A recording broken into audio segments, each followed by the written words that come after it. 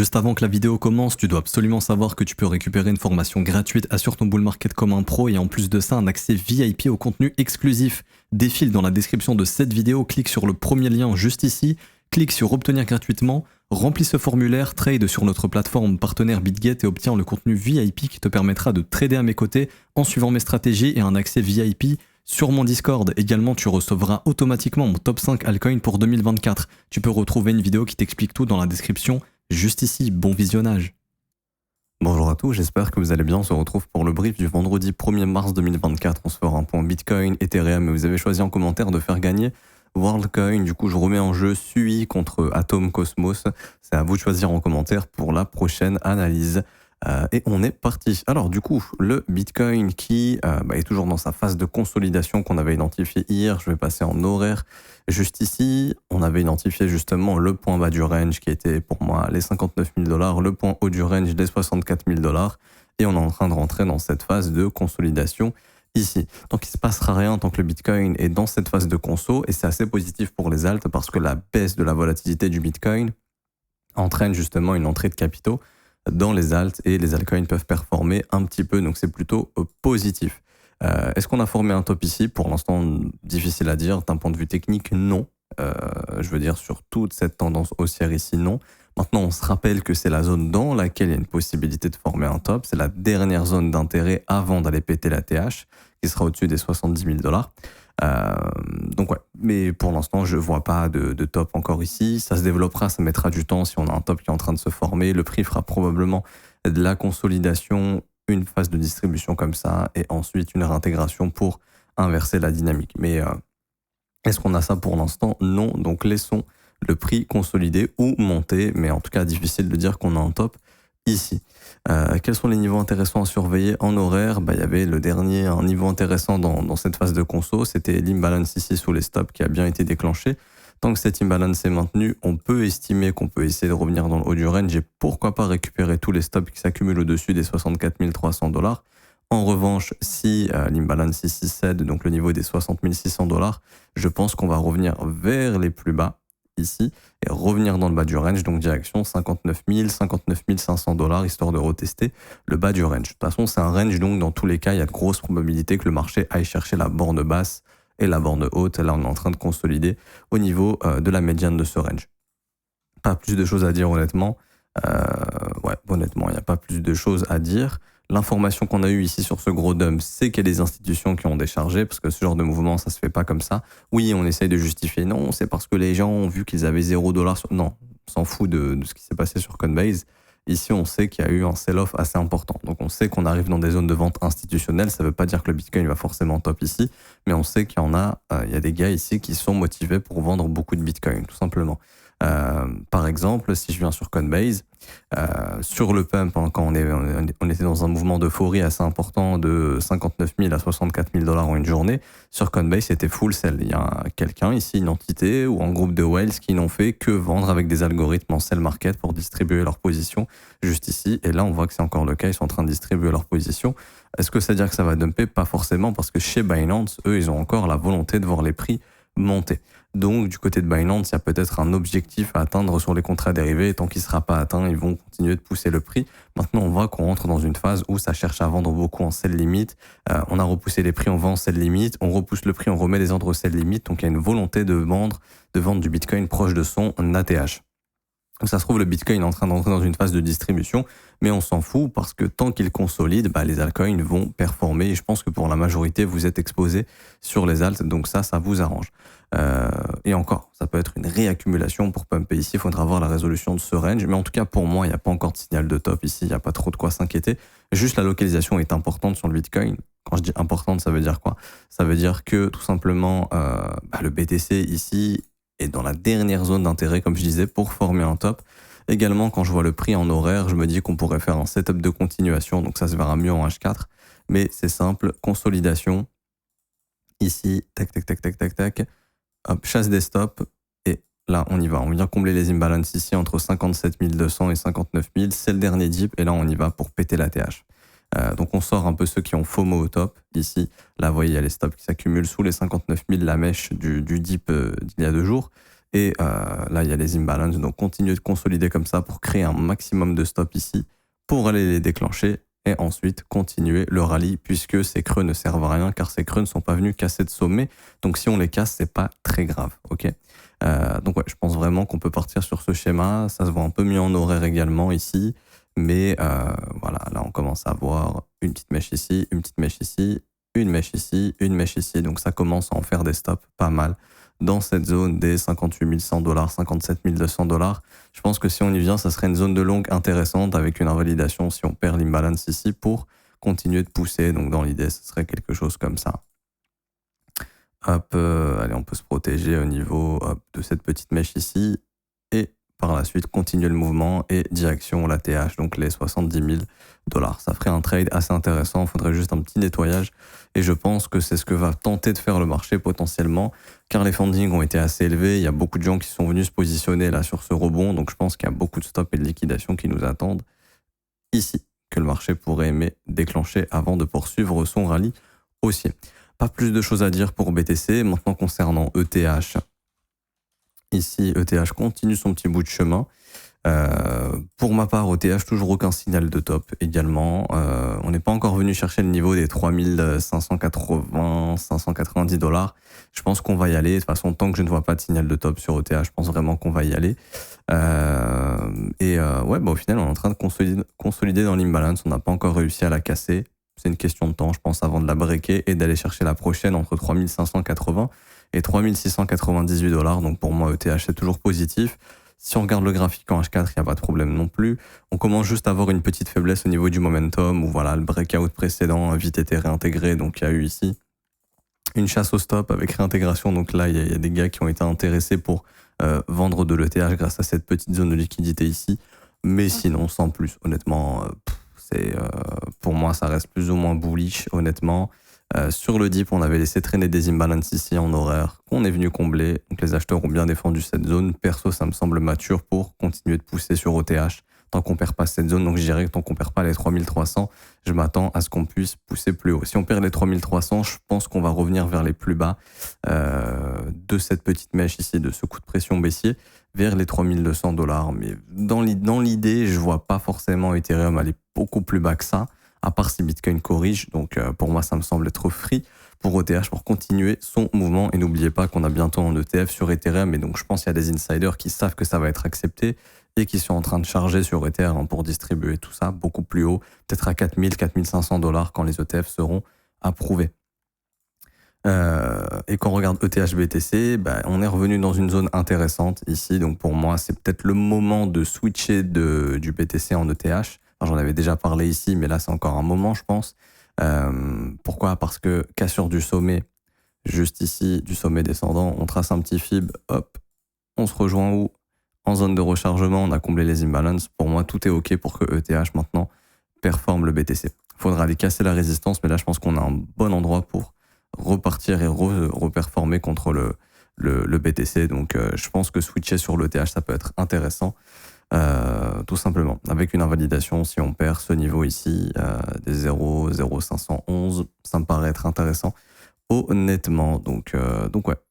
Je pense que ouais, c'est le bon moment d'être sur ETH BTC. Et je pense que ETH va, en tout cas le graphique est en train de nous dire que ETH va bientôt lancer son narratif. Le graphique s'améliore, donc je pense que le narratif ETF Ethereum va rentrer en jeu très bientôt. Et d'ailleurs, ETH BTC, qui est un bon indicateur pour les alts, quand ETH BTC est fort, les altcoins deviennent fortes. Donc est-ce que ce serait le moment pour les altcoins aussi de se réveiller un petit peu, à voir. Par exemple, il y a des assets comme Solana qui ont fait quelque chose de très intéressant. On en avait parlé, mais ici, déviation, comble les imbalances, on a réintégré. Donc pour moi, Solana, BTC, ça redevient fort et ça devrait surperformer BTC. Il y a ING aussi, je crois, qui est pas loin de faire ça. Après, ING un peu plus faible, mais je crois qu'il essaye de le faire. Ah non, ING, non, c'est un peu plus bearish que Solana, beaucoup plus bearish même. Solana, BTC, très intéressant. Donc je m'attends aussi à ce que Solana puisse accélérer son mouvement haussier. Voilà, petite parenthèse fermée. C'était juste pour vous remontrer le rapport de force face au BTC. Et du coup, pour finir, alors le fameux WorldCoin ici. Donc, bon là, je suis sur Binance. Ça a été listé le 24 juillet 2023. Une bonne grosse consolidation, donc une grosse phase d'accumulation. un breakout, donc là on rentre dans la phase de tendance, ok. C'est assez intéressant d'entrer dans une phase tendancielle ici. Est-ce que le marché est toujours haussier? Oui, clairement, le dernier creux ascendant est là. Est-ce qu'il est cassé? Non, donc dans la théorie, on peut continuer. L'objectif, ce serait au minimum de faire un nouvel ATH, les 9,46 $. Également, si je prends un petit FIB, hop, on voit que 38,2 c'est bien plus bas et tant que 38,2 n'est pas cassé, objectif faire un ATH. Donc ici, c'est plutôt sympa. On va aller regarder un petit peu ce qui se passe au niveau de la tokenomics rapidement. Est-ce qu'on a beaucoup de unlock de tokens à venir ou pas? Hop, on va checker ça. Alors déjà, en termes de market cap, on a combien? On a 1,168 milliard. Ok, bon, on a une FDV de 81 milliards. Si vous investissez sur du long terme, vous vous ferez défoncer ici, ça sert à rien. Là, c'est vraiment pas long terme. C'est juste pour ce bull run, pour la cyclicité haussière. Si on a encore 3 mois de cycle haussier, 6 mois de cycle haussier, c'est pendant ces 3 à 6 mois-là, c'est pas pendant toute la vie, ok? Parce que, pour vous donner un exemple, quand tous les tokens vont être dilués, donc là, on va commencer à retrouver beaucoup de dilution d'ici 2024. Faut se dire que, je sais pas s'il y a toute la période de vesting, probablement, mais en juillet 2026, si on veut toujours coûter le prix actuel, donc 8 $, faut une market cap de 81 milliards. Je sais pas si vous vous rendez compte. Donc c'est un investissement qui sera foireux sur du long terme. Mais là, il y a un mouvement spéculatif. Pourquoi? Parce que la tokenomics ne bouge pas jusqu'à juillet 2024. Donc pour moi, jusqu'à août 2024. Donc pour moi, jusqu'à août 2024, c'est un investissement intéressant après avoir. Parce que la tokenomics augmente, mais en bull run, voilà, s'il y a beaucoup d'argent qui rentre, ça va combler cette inflation. Mais dites-vous que tous ceux qui ont investi au début du projet, donc via justement ce qu'on appelle des seeds, des private, etc. Donc c'est vraiment les tout débuts du projet où on cherche à lever des fonds et à trouver des investisseurs. Eux, ils ont eu leur token à 0,25 centimes, 0,30, 0,30, et j'ose même pas imaginer ceux qui ont acheté la private ici 0,3 et ceux qui étaient là à la seed, ça devait être beaucoup moins cher. Donc eux, ils ont qu'une envie, c'est de dumper parce que là, les gars, ils sont en x7 et ils savent qu'il y a une grosse FDV qui va arriver, donc les mecs ont envie de vendre. Le truc, c'est que leurs tokens, ils sont unlock dans 12 mois. Ici. Donc à la sortie, ils ont 0, ils n'ont pas leur token, ils les ont que 12 mois après. Donc le projet, il est sorti le 24 juillet 2023. Donc le 24 juillet 2024, peut-être légèrement après, là on voit que ça commence en août, mais bref, fin juillet, début août, ils vont commencer à récupérer leur token. Et on voit qu'ils récupèrent 0,137% daily. Donc après ça, l'inflation, elle va commencer et eux, ils vont simplement vouloir dumper parce qu'ils sont dans le projet depuis les débuts et qu'ils ont envie de récupérer des bénéfices. Donc ça va rapporter de l'offre. Donc pour moi, actuellement, c'est très bullish. La tokenomics, c'est très bullish, ok. Malgré que le market cap soit 1 milliard, on s'en fout parce qu'actuellement, il n'y a que les airdrops et les market makers qui ont eu leur token, ok. Et les gars qui ont eu leur airdrop ont probablement déjà vendu ou une grande partie ont déjà vendu, je pense, parce qu'ils ont récupéré leur argent. Enfin, c'est de l'argent gratuit, entre guillemets, hein. Donc c'est plutôt cool pour eux. Et les market makers, eux, sont là pour assurer la liquidité, donc eux, on s'en fout. Ok, le market maker, il est pas là pour vous dumper sur la gueule. Le market maker, il est là pour s'assurer que les ordres s'exécutent bien, que le marché est liquide et que tout se passe bien. Ok, donc plutôt bullish d'un point de vue tokenomics jusqu'à, je mets la date, on va dire fin juillet. Ok, donc pour moi, ça a clairement du potentiel jusqu'à juillet. Après, est-ce que ça pumpera jusqu'à juillet? J'en sais rien. Mais si on suit la cyclicité du marché, généralement, avril-mai, c'est chaud pour le marché crypto jusqu'à juin. Donc on pourrait se dire que là, on peut avoir un mars, avril, mai plutôt bullish. Après, ça veut pas dire qu'on peut pas avoir un dernier dip, hein. Bien évidemment, c'est possible.